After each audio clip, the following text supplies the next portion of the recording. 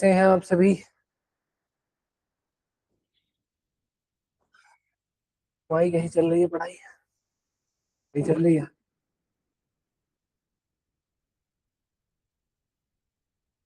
तो देखो, India and Bangladesh. Okay, इसका हेलो तो टॉपिक डाल दे, इंडिया बांग्लादेश। सुन मेरी बात सुन।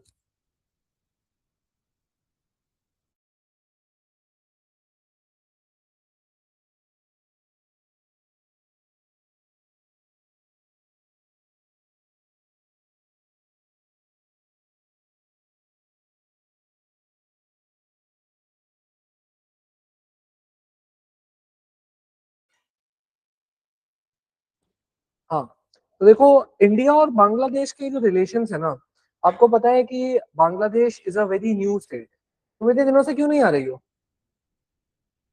तबीयत ठीक नहीं थी?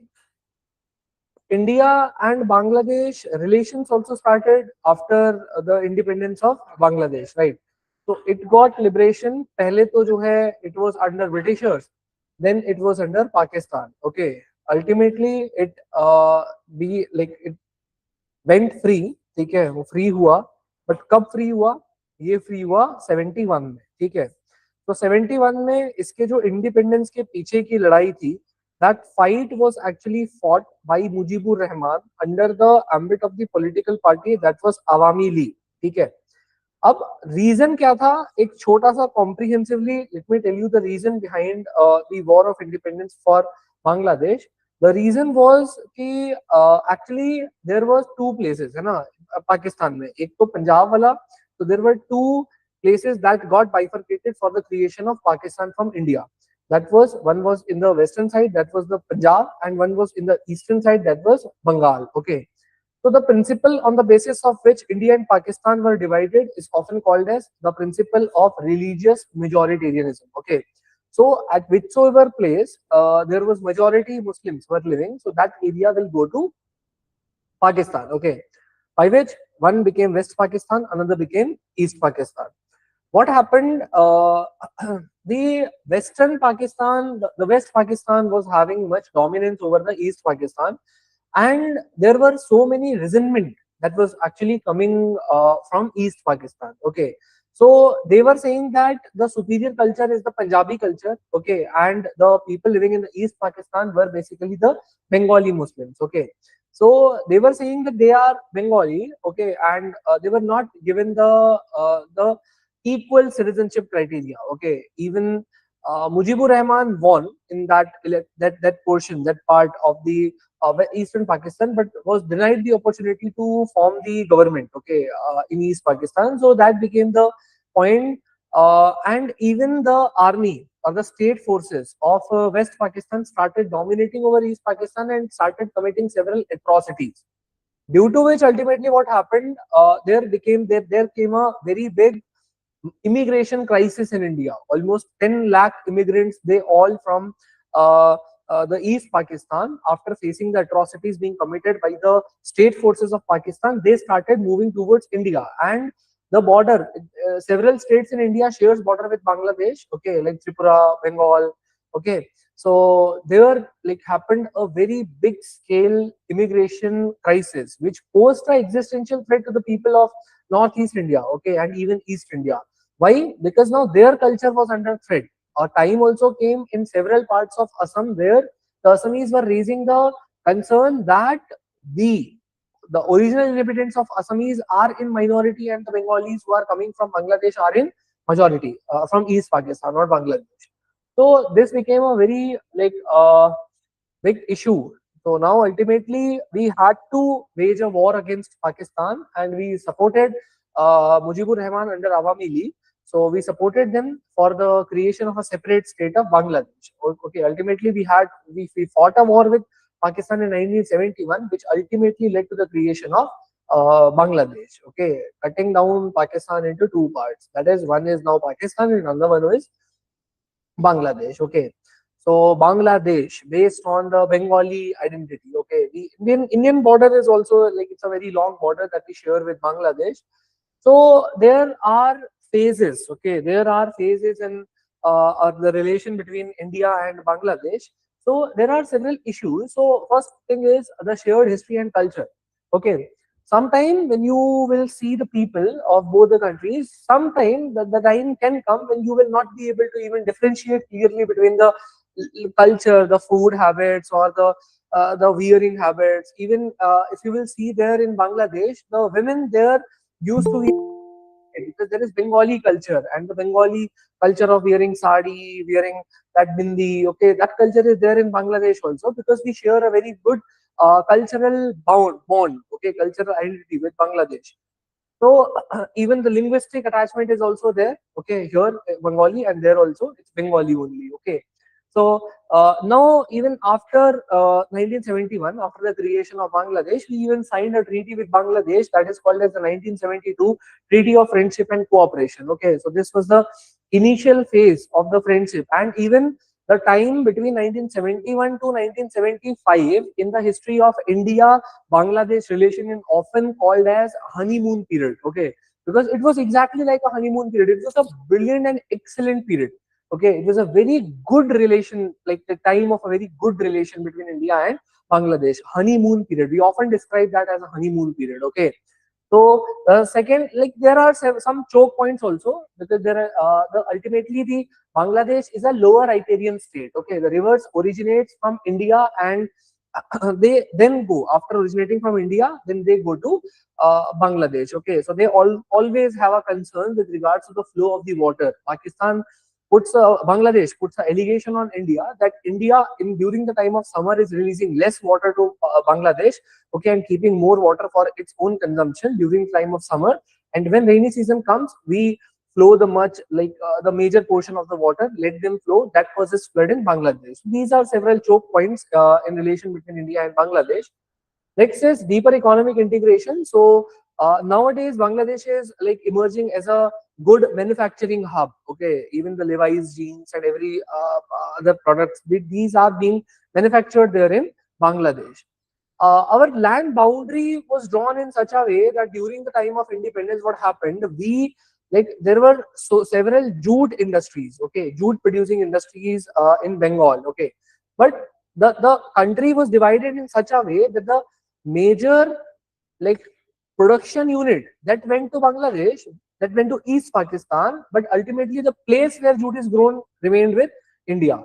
So this at that time created a very deep divide. Okay, but now if we see that Bangladesh is resuming the economic development and is basically getting back on track. Okay, now there is a extensive energy grid connectivity, so power supply arrangements are there between India and Bangladesh. Okay, that's also a very good point.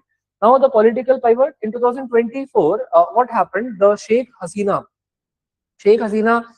rule ended abruptly. Okay, so it ended and a volatile power vacuum came. So now after 2026, what happened there? There happened a very big level of a political crisis in Bangladesh. Okay, and this political crisis is a very huge crisis that ultimately at present still there is very much instability. The elections are being conducted. Uh, Already the elections have been conducted at several places, but ultimately it's still in transition. Okay, the democracy is not that vibrant there. Okay, because the interim government was under, I forgot the name, Yusuf or Yunuf, I don't remember that Nobel Peace Laureate. Okay, so Muhammad Yunuf or Yusuf. So he was the person who was running the interim government there in Bangladesh after overthrowing the rule of Sheikh Hasina. All right. Mohammad Yusuf. Yes, yes, yes. Okay. So ultimately, what happened during that time, during the interim rule of Mohammad Yusuf, we did not have very good relations uh, with Bangladesh, because ultimately he was the person who gave the statement there in open media, and the statement was that if they can successfully cut the chicken neck corridor that I told you in the previous classes, then the entire Northeast India can be like a part, can become a part of China. This was the statement that was given by him. Hello.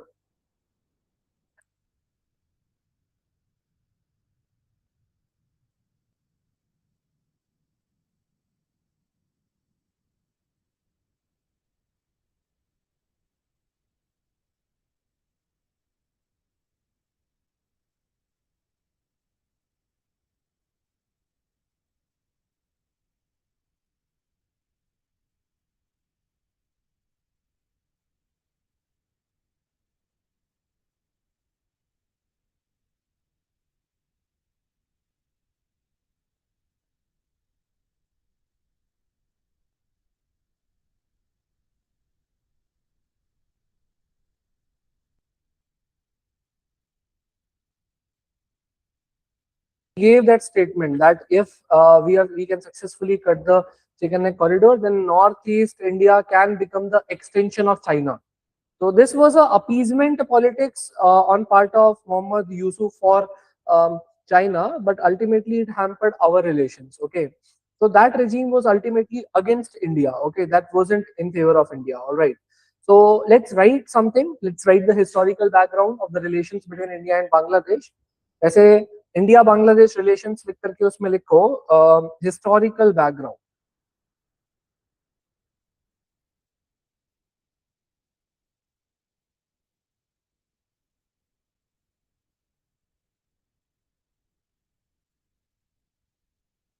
हाँ हाँ.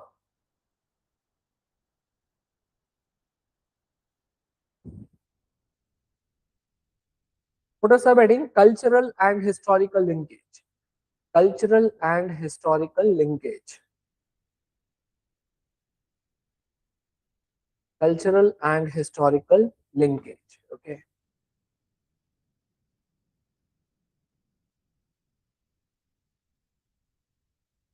So, right, Bangladesh shares deep. Bangladesh shares deep cultural and historical. या लिखो cultural, comma linguistic, comma historical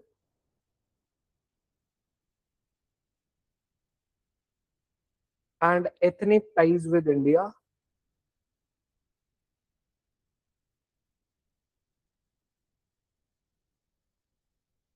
And especially with West Bengal. Bengal is in the eastern part of India, but why still it is called as West Bengal?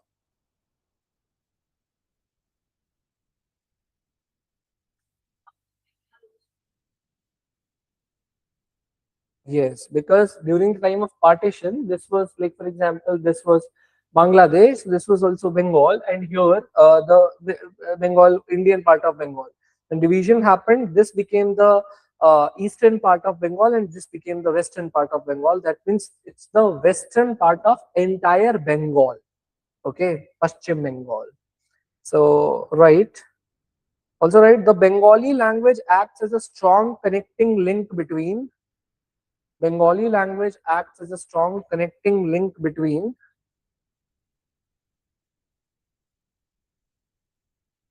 East India, Northeast India, and Bangladesh.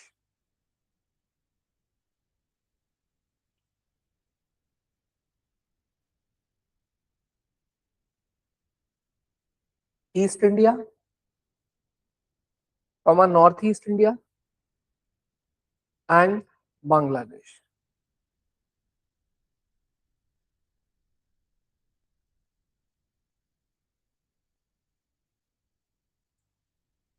Okay?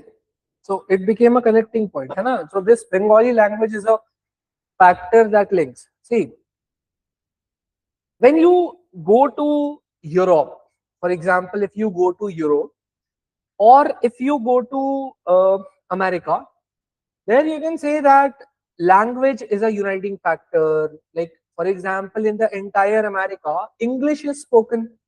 So English, and it is also often referred to as a melting pot system, wherein every culture comes and it melts into a single culture, single identity. That is आपका English या आपका Western identity है ना.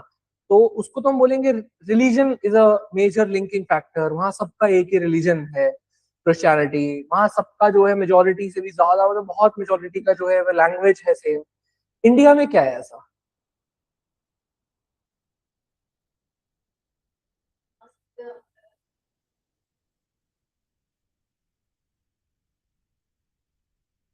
Not religion, but yeah, there are limited religion, but way of practicing that religion changes. After every 50 kilometer, the way of practicing every religion changes.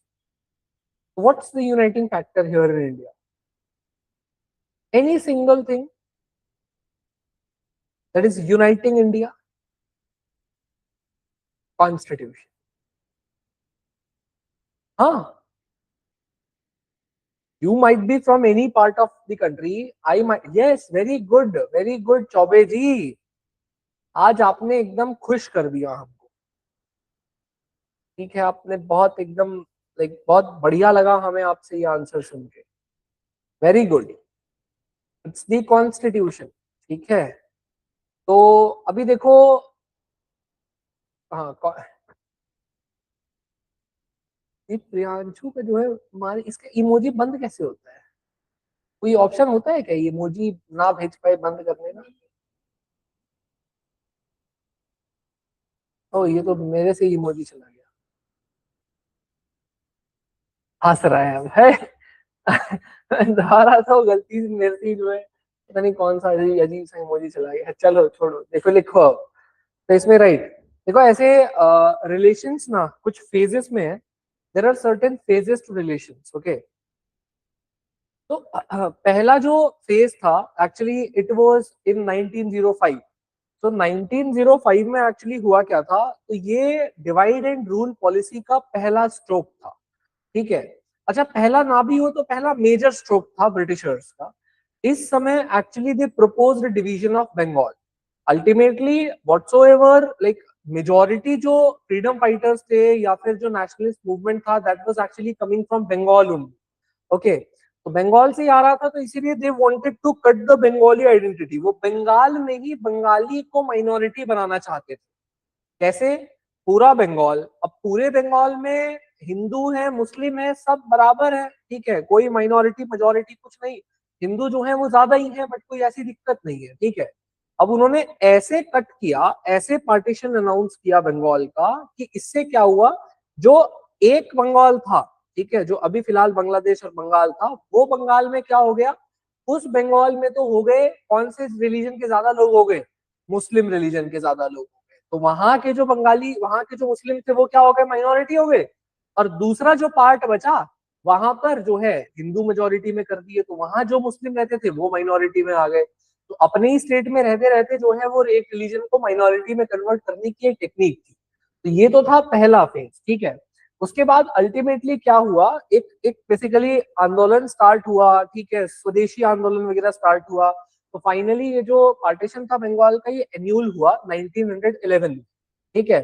1911 में जो है एक बंग भंगा आंदोलन ये स्टार्ट किया गया इसके रिवर्सल के लिए, और बंगाल को वापस से 12 दिसंबर 1911 को यूनाइट कर दिया गया। फिर क्या हुआ, फिर उसके बाद इंडिया का पार्टीशन होता है, और इंडिया के पार्टीशन में ब्रिटिशर्स के अल्टीमेट गलत पॉलिटिक्स की वजह से इंडिया के बंगाल को जो है वो पार्टीशन करके और एक बांग्लादेश को क्रिएट कर दिया गया, ठीक है। तो एक ऑल इंडिया मुस्लिम लीग की भी डिमांड थी कि मुस्लिम स्टेट को क्रिएट किया जाए, तो उनकी डिमांड के बेसिस पे जो है एक मुस्लिम स्टेट को क्रिएट कर दिया गया, ठीक है। उसके बाद फाइनली क्या हुआ, फाइनली जो है 1971 ये एक पूरा फेज था, क्योंकि एक बहुत गलत फेज था, ठीक है। It was a very cracked phase, जिस फेज में जो है वो मुस्लिम्स के लिए एक अलग जो है कंट्री को क्रिएट किया गया, दैट वाज पाकिस्तान। तो उसका एक बंगाल को भी पार्टीशन किया गया था इसके लिए। बट अल्टीमेटली फिर क्या हुआ, एक नया नोड आया 1971 के बाद, जिसके बाद जो है क्या हुआ, जिसके बाद बांग्लादेश का क्रिएशन हुआ, ठीक है। तो ये फिर एक पॉजिटिव फैक्टर हुआ इंडिया और बांग्लादेश रिलेशन, ठीक है। तो ऐसे हेडिंग डालो, three phases of partition of Bengal region, three phases of partition of Bengal region.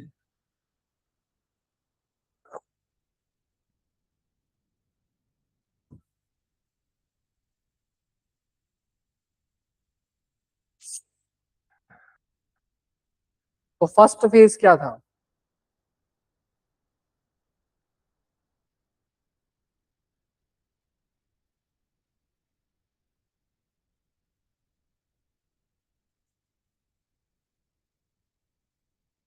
तो पहला फेज लिखो, पहला फेज में हेडिंग डालो partition 1905।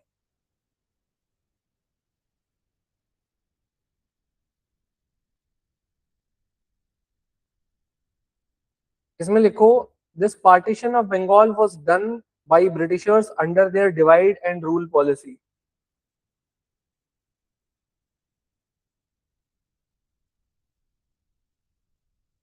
Done by Britishers in 1905 under their divide and rule policy.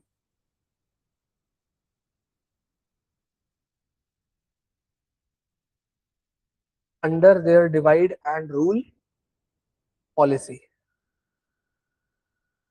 ठीक है। डिवाइड एंड रूल पॉलिसी के तहत जो है इन्होंने क्या कर दिया था, बंगाल को डिवाइड कर दिया था, ठीक है। ऐसे लिखो, Bengal was divided on Hindu Muslim lines. ये इसी काम नहीं कर रहा क्या? गर्मी तो यार और भी होगी, कर रहा है, तो उतना नहीं कर रहा है। हाँ, अरे एक्चुअली वहां पर क्या है ना कि ये बोर्ड भी बड़ी हीट रेडिएट करता है। इस बोर्ड से अगर तुम ऐसे ही करो ना तो इससे गर्मी निकलती है, नहीं वो खराब है। तो ऐसे लिखो, Muslim majority areas letter became east Pakistan. Muslim majority areas letter became east Pakistan, ठीक है।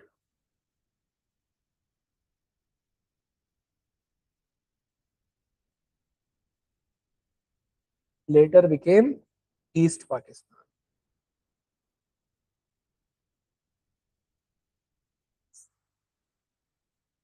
ठीक है। फिर इसी में लिखो, स्ट्रॉन्ग प्रोटेस्ट कॉल्ड बंग भंगा आंदोलन।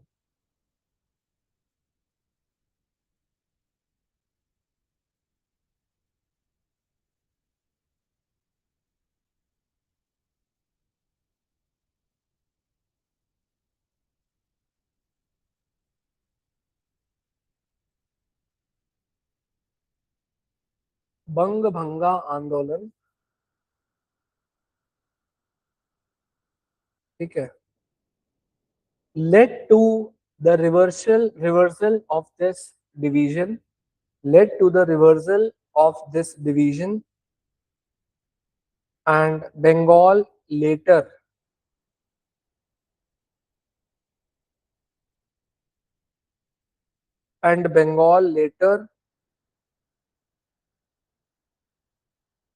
got reunited on 12th December, ठीक है। बच्चों को मारने लग, इससे तुम्हारी पिटाई होगी, देखो ये डंडा मुझे मिल गया, तुम नहीं पढ़ोगे, तुम्हारी पिटाई होगी इससे।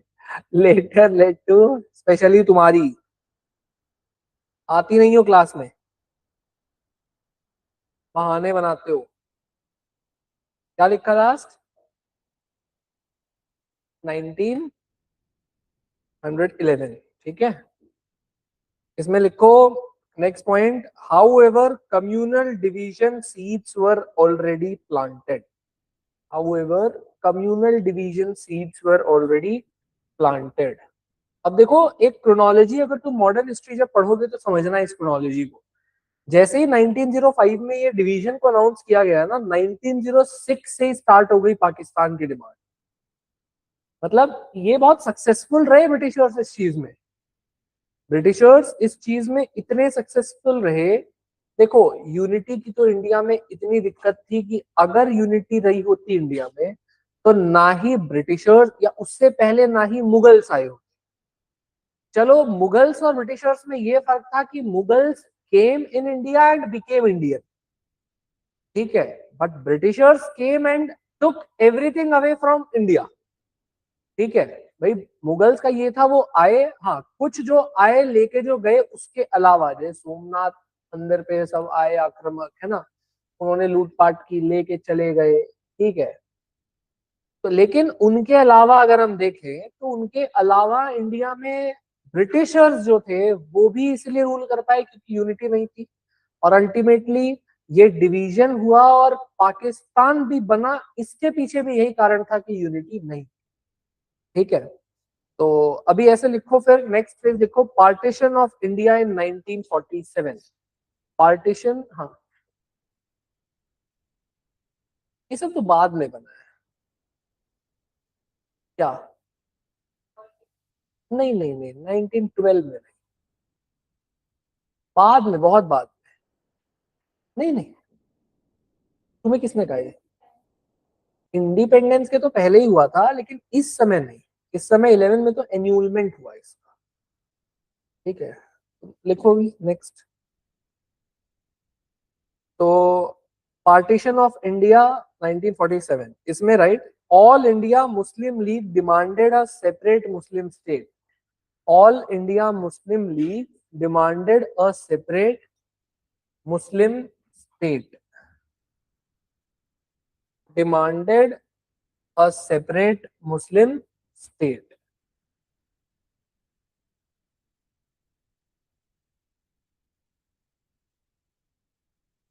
ठीक है, एक सेपरेट मुस्लिम स्टेट डिमांड किया उन्होंने। ठीक है, and the result was the creation of east Pakistan in bracket right present day Bangladesh,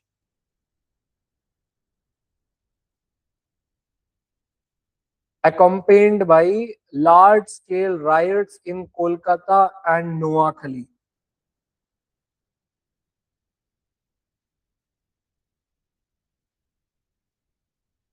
Accompanied by large scale riots in Kolkata and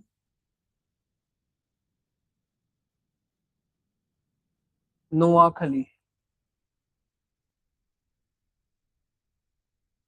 Riots in Kolkata and Noakhali.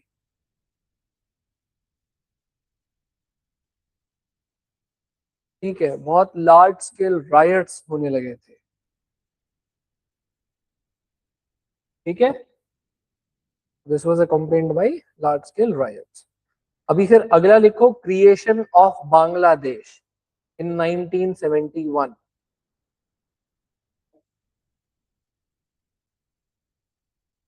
हाँ, तिभागा मूवमेंट भी कहीं कहीं कह सकते हैं था तिभागा। ठीक है, तो इसका तो तुम हिस्ट्री में पढ़ोगे। ठीक है, अभी तुम इसमें क्रिएशन ऑफ, ठीक है, अब इसमें लिखो थ्री मेजर डिविजन्स। हाँ नहीं, हाँ इसी में एक लाइन लिखो, three major divisions led to the birth of Bangladesh ultimately in 1971।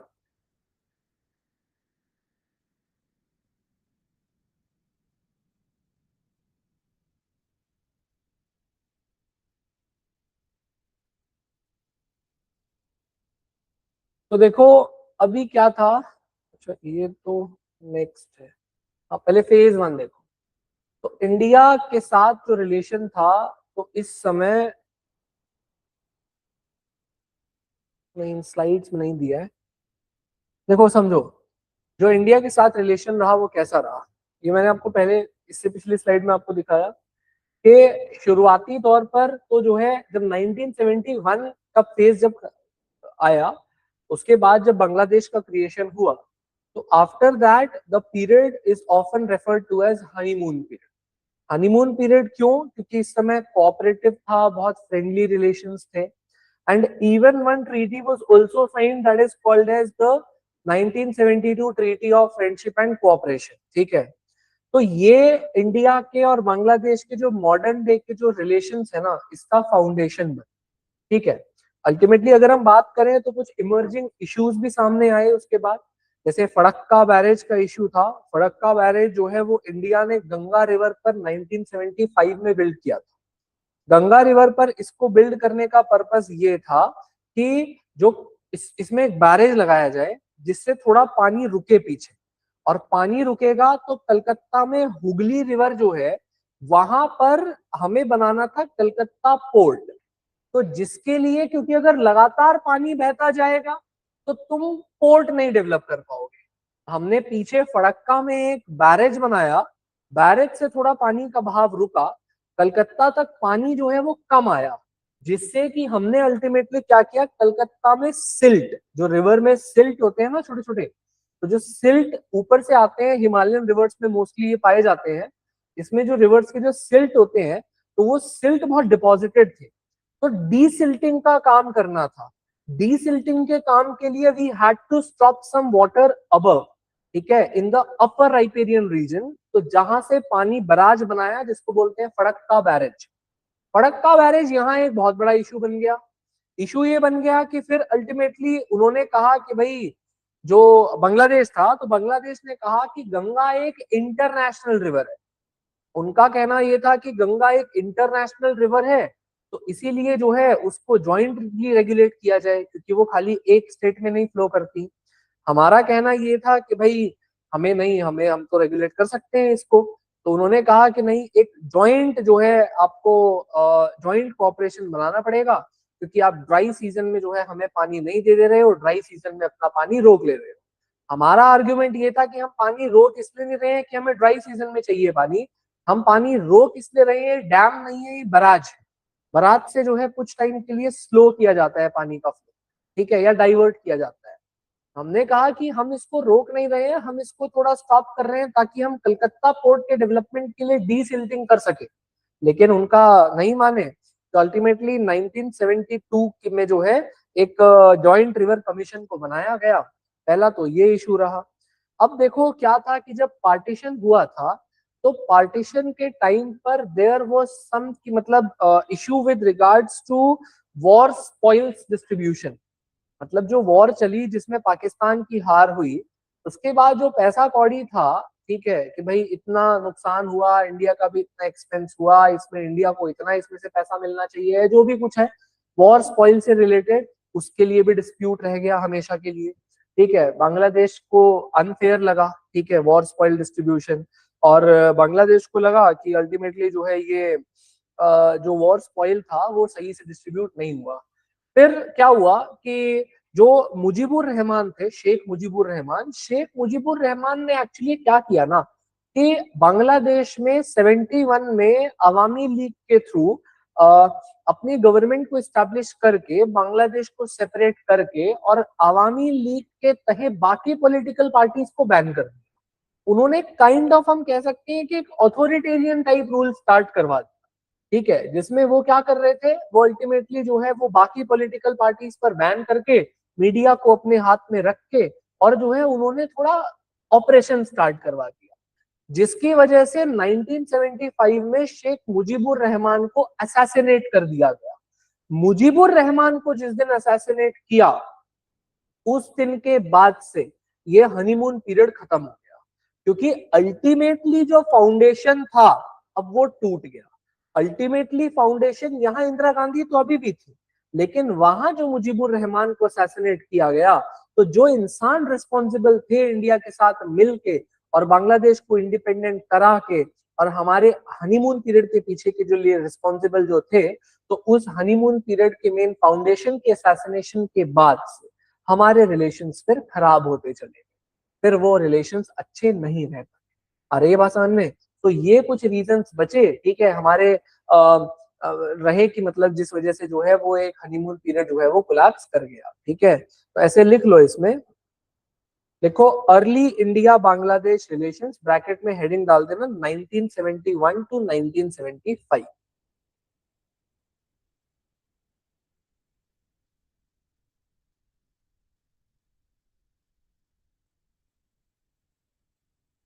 Five,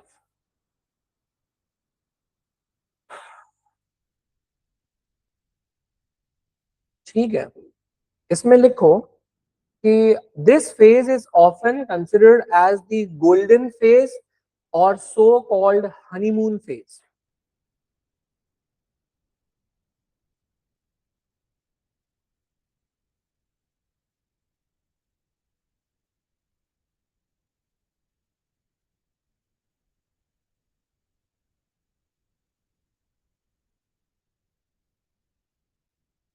Honeymoon phase in India Bangladesh relations, in India Bangladesh relations.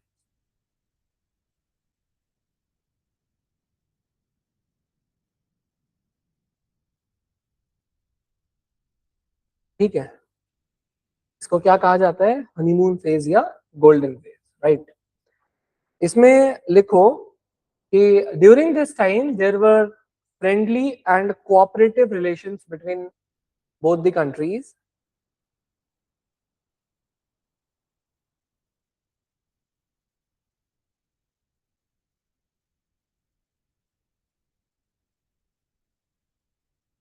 And a very strategic and a friendly treaty was also signed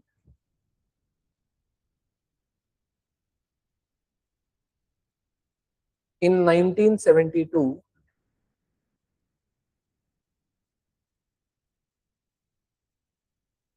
and a strategic and a friendly treaty was also signed in 1972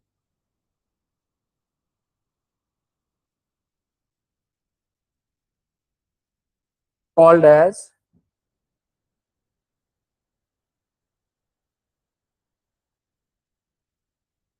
Treaty of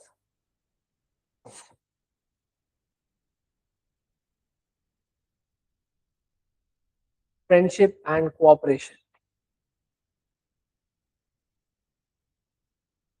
that laid the foundation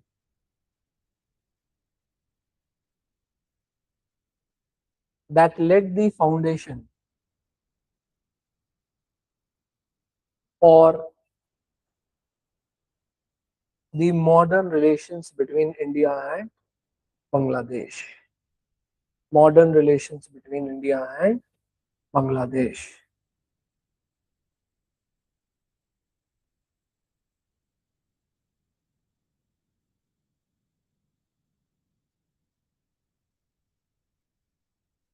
ठीक है, अब देखो ऐसे लिखो एक subheading डाल के, emerging trend after 1971.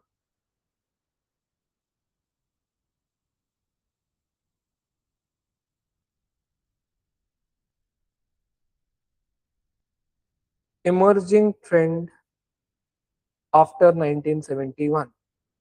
और इसमें पहला पॉइंट लिखो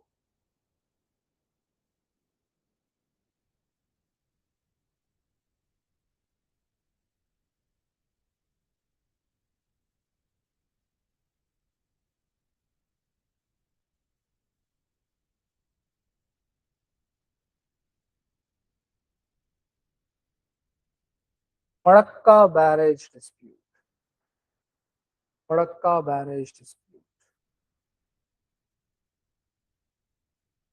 Farakka barrage dispute.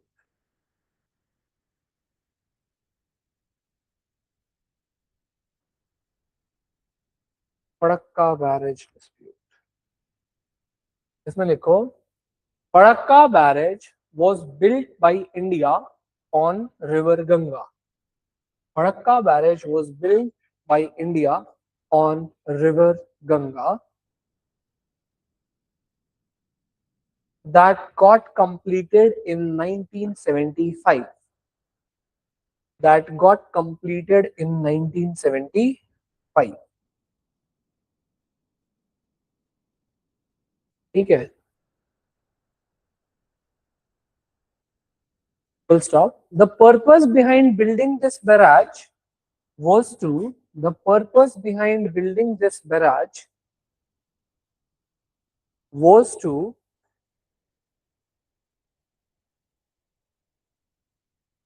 was to remove the silts from the Hooghly River.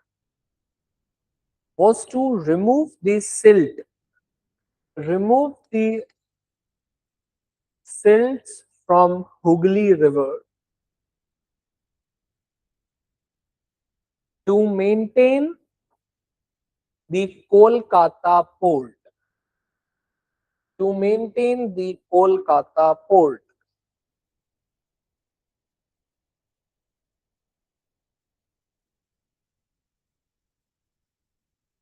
Next point लिखो इसी में. The concern of Bangladesh was that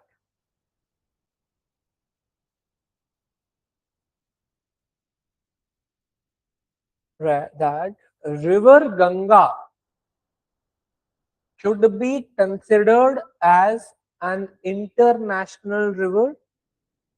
Should be considered as an international river. As an international river, and must require joint regulation. Must require joint regulation.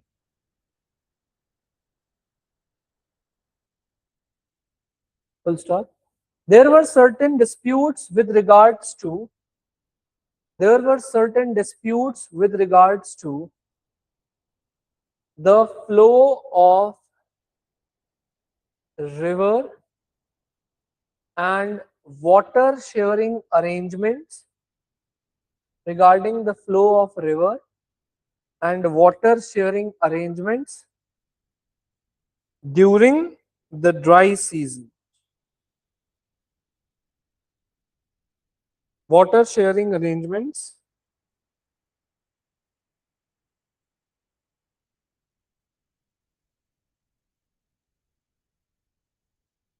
during dry season. Next point. For facilitating this arrangement, Joint River Commission got established in 1972.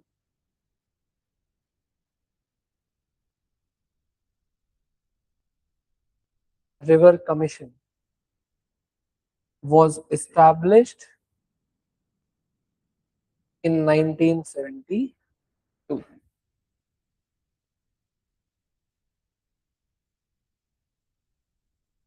अब next point लिखो, ये तो पहला Farakka barrage dispute लिखा, अभी B में लिख लो other disputes. वो कंप्लीट हुआ 75 में, बट कमीशन 72 में बना दी गई थी, क्योंकि इशू उसी टाइम आ गया तुरंत जैसे ही बनने लगा था। ठीक है, बट फिर भी हमने बराज तो कंप्लीट किया ही। ठीक है, भी कुछ और लिखो। The other disputes are related to the war spoils distribution, war spoils distribution, spoils distribution, to which according to Bangladesh they have not received their due share. According to Bangladesh, they have not received their due share.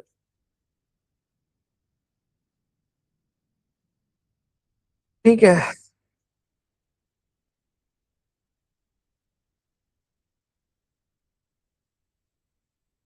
Next point में एक सब heading डाल दो, end of honeymoon period, I am coming in a minute.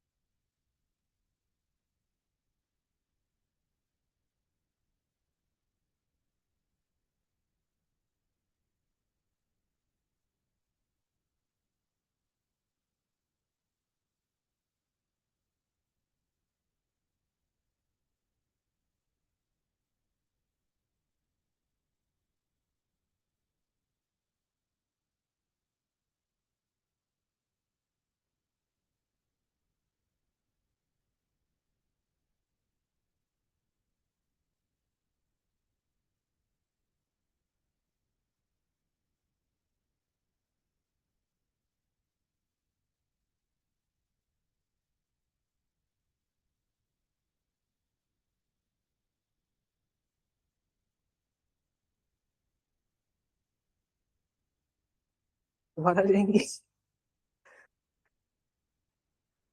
अरे Amazon, क्या order हो रहा है? कुछ नहीं। आई बोलेगी देखना, कुछ नहीं सर। बोल के दिखाओ एक बार। कुछ नहीं सर। चौबे जी क्लास में आ जाओ, यहीं बैठ के मैसेज करने से काम नहीं चलता है। सुन रहे हो? लिखो, Sheikh Mujibur Rahman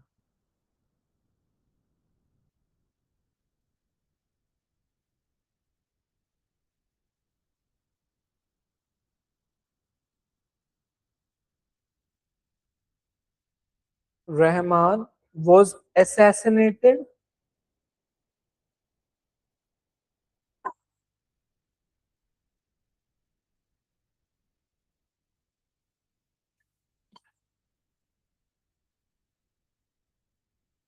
was assassinated in 19 या on 15th August 1975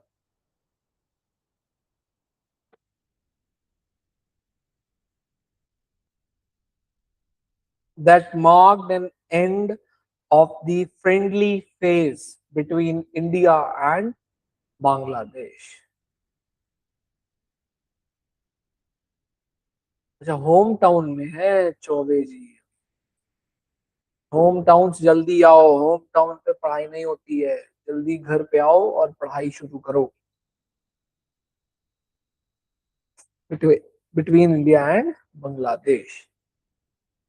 अब हेडिंग डालो, period of instability between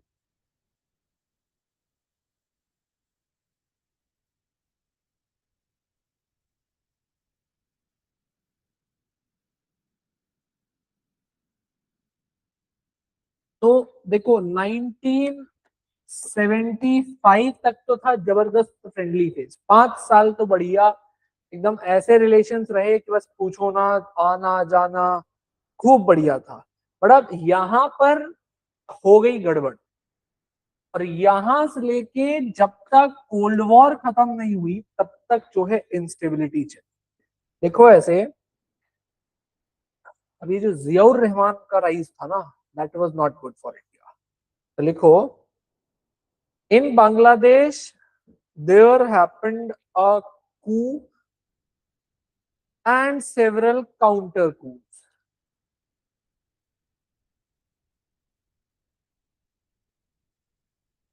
Several coups, COUPS. There happened several coups and subsequently counter coups and counter coups. ठीक है? And during this time, the relations between India and Bangladesh got worsened, got worsened,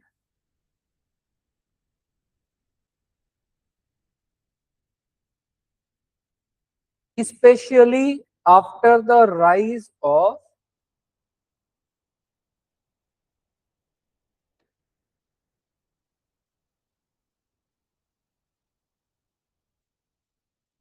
Ziaur Rahman in 1977.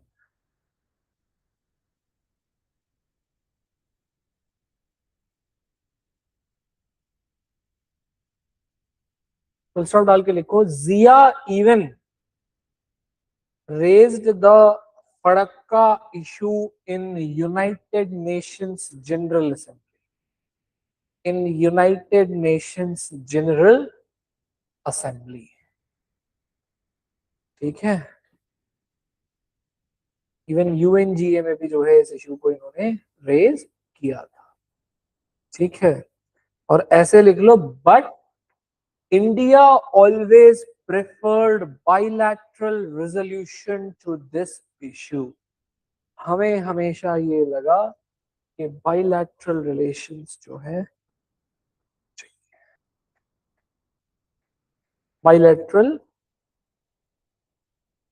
India always preferred bilateral resolution to this dispute. Bilateral resolution to this dispute. अच्छा, अब मेरी बात सुनो. The thing here is कि जनता party government आई थी बीच में एक बार ना, तो जगजीवन राम जी की विजिट भी हुई थी in Bangladesh during this time in 77, और फड़क्का इशू पर कुछ अग्रीमेंट भी हुए थे. फिर राजीव गांधी के टाइम पर 1982 में एक एमओयू साइन हुआ था वाटर शेयरिंग को लेकर, और 1985 में नसौ अकॉर्ड साइन हुआ था ड्यूरिंग राजीव, जिससे joint commission on expert JCE form की गई थी. ठीक है, ये एक अच्छा स्टेप था. इसमें जो है नेपाल को भी इंक्लूड किया गया था. ठीक है, इस पर्टिकुलर जेसीई में this was a positive step. ठीक है, तो अब जो है, लेकिन इसके बाद फिर कुछ इमिग्रेशन इशू आ गया, तो ऐसे ये बीच में लिख लो नेक्स्ट पॉइंट डाल के. There were certain attempts by Janata government in 1977, by Janata government in 1977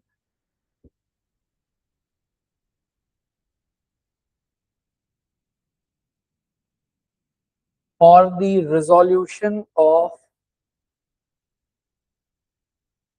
issues. Jagjeevan Ram visited Bangladesh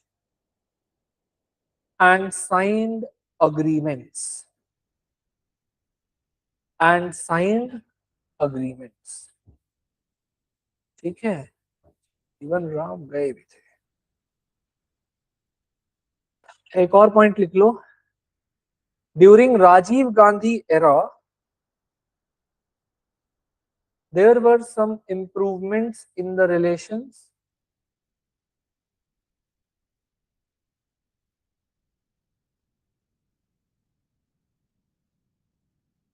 ऐसे लिख लो, in 1982,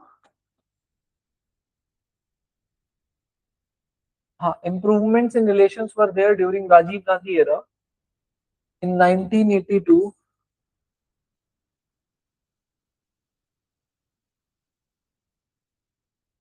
water sharing MOU was signed.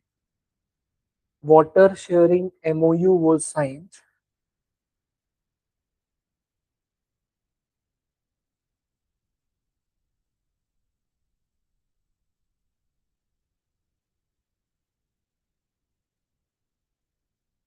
And in 1985,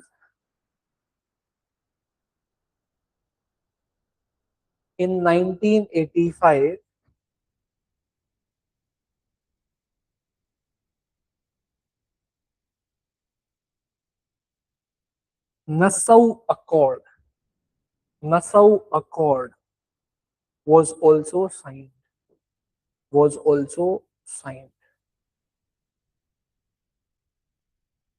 ठीक है. A joint commission of experts, in bracket write JCE, a joint commission on experts, JCE,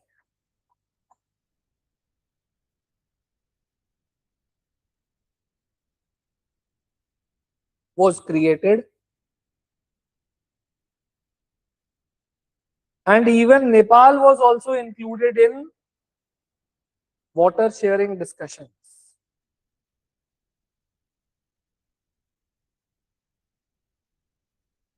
ठीक है, ऐसे लिख लो, but certain domestic political constraints limited the success.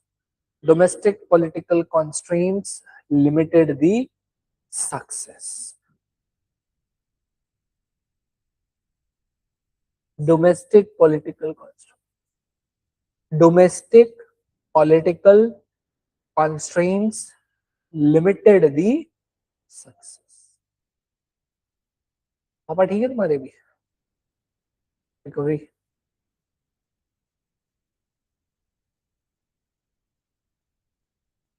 अभी समझाते रहना यार, गलती ना करें, ध्यान रखे अभी थोड़ा सा।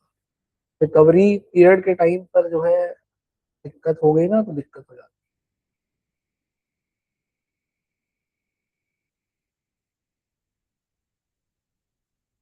अब देखो एक लॉन्ग टर्म इशू लेकिन अब सामने आया, और लॉन्ग टर्म इशू ये था कि बांग्लादेश में एक्चुअली क्या है कि ब्रह्मपुत्र वैली में जो इरिगेशन के पर्पस का जो लैंड है ना वो लिमिटेड है, और इंडिया के साइड एरेबल लैंड ज्यादा है।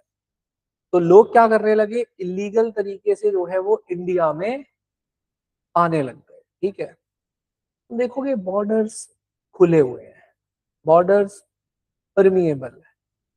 ठीक है, बॉर्डर के क्या कर रही हो तुम, क्या है वहां पे, देखने दो तो हमको। तो ये पेन में दो इधर, कितना पेन चाहिए तुमको?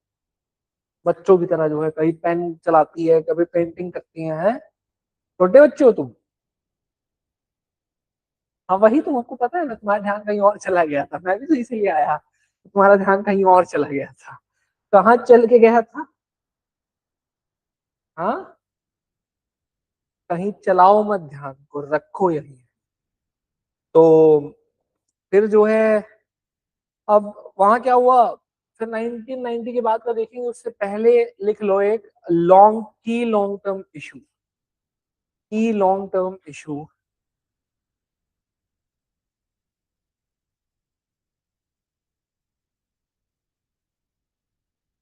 The illegal migration of people, the illegal migration of people from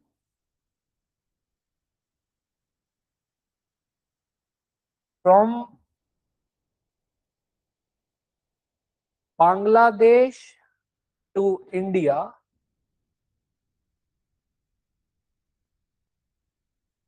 due to the lack of arable land। देख रही हो, ये पिटाई के लिए ही है, पता है तुमको ये, इसलिए ये क्या काम आता है, अभी तो बताए। जो नहीं ध्यान देते हैं, जो बच्चे अच्छे से नहीं पढ़ते हैं, उन्हीं के लिए है ये। पूछ लेना बाहर से क्यों लेके आए, वरना यहाँ क्या काम था बताओ इसका? अरे तुमने 2-3 दिन पहले देखा था ये? अब देखो तुम, due to the lack of arable land in Bangladesh, full stop. India views this challenge as a challenge of illegal migration. Yeah, India views this as a challenge of illegal migration, which poses a significant, which poses a significant security and political threat to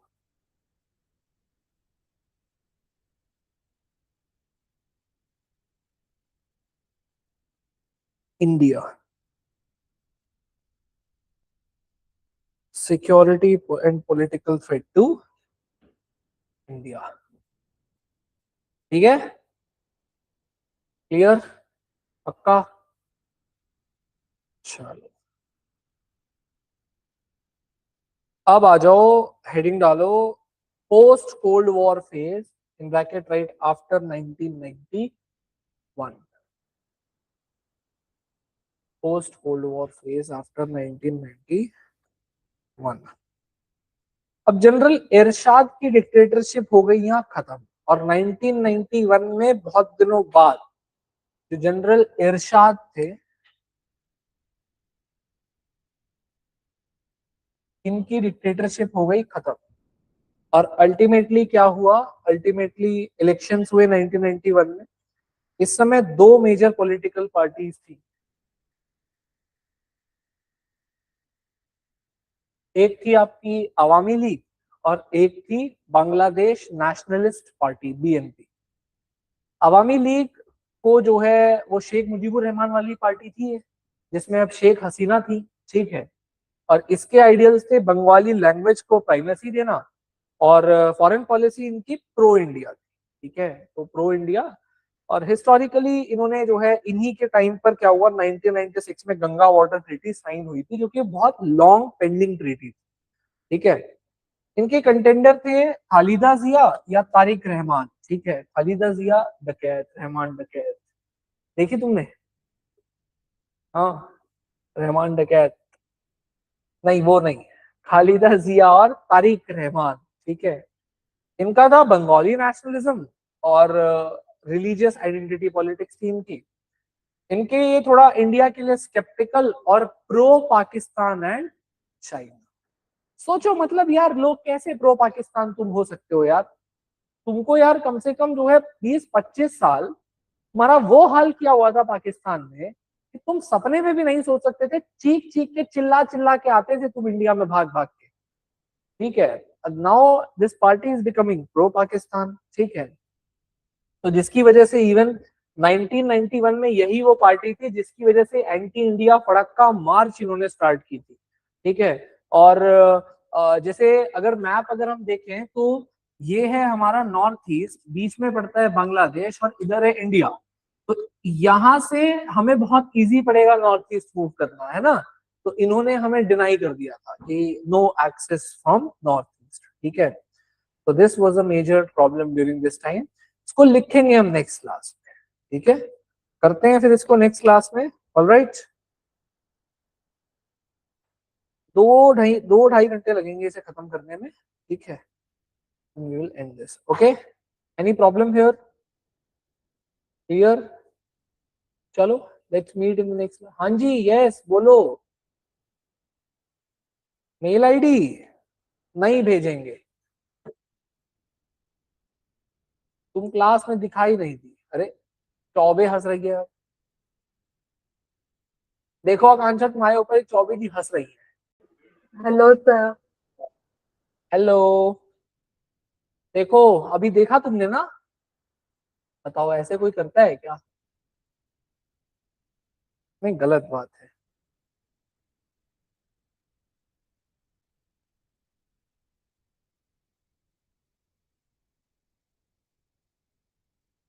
तुम आकांक्षा कहाँ गायब थी? Lecture नहीं थी आज, बस on नहीं किया था वीडियो। अच्छा, चलो दे दिया।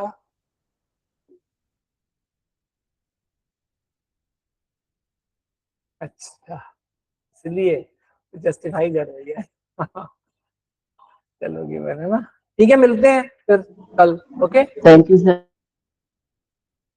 हाँ सॉरी, वेलकम वेलकम, हाँ okay, thank you sir, okay. इतनी जल्दबाजी में क्यों भाई? Hello bye. सर जल्दीबाजी नहीं। ओके।